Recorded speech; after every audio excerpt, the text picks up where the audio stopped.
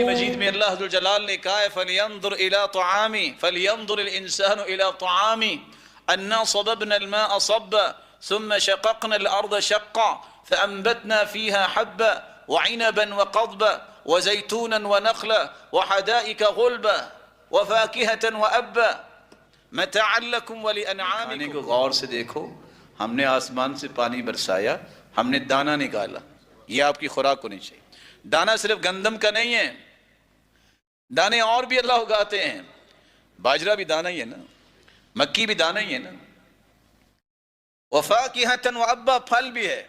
أَنَّا صَبَبْنَا الْمَاءَ صَبًّا ثُمَّ شَقَقْنَا الْأَرْضَ شَقًّا فَأَنبَتْنَا فِيهَا حَبًّا وَعِنَبًا انگور وَقَضْبًا وَزَيْتُونًا وَنَخْلًا، ککڑی کیا، یہ زیتون کیا، یہ کھجور کیا، یہ آپ کی خوراک ہونی چاہیے۔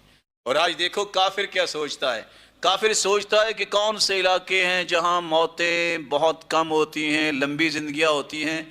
وہ اپنی عقل کے مطابق سوچتے سوچتے کہتے ہیں ہاں جن علاقوں میں لوگ فطرتی غذائیں کھاتے ہیں اور ڈرائی فروٹس استعمال کرتے ہیں ان کی عمریں بڑی لمبی ہوتی ہیں۔ تو انہوں نے یہ بھی لکھ دیا کہ پاکستان میں ہنزا جو جگہ ہے یہ بڑی اچھی جگہ ہے، یہاں کے لوگوں کی عمریں بڑی لمبی ہیں۔ راز کیا نکلا؟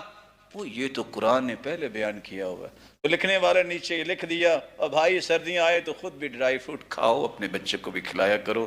اگر پیسہ جوڑ کے رکھو گے، دونوں بیمار ہو جاؤ گے تو ڈاکٹر پیسے لے کے اپنے بچے کو کھلائے گا۔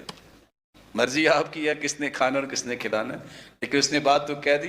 میں یہ کہوں گا کہ اگر آپ خود کھاتے ہیں تو محترم ڈاکٹر صاحب کو ویسے آپ تحفہ دے دیں تاکہ نیکی میں اور خوشی میں بھی شریک ہو جائے۔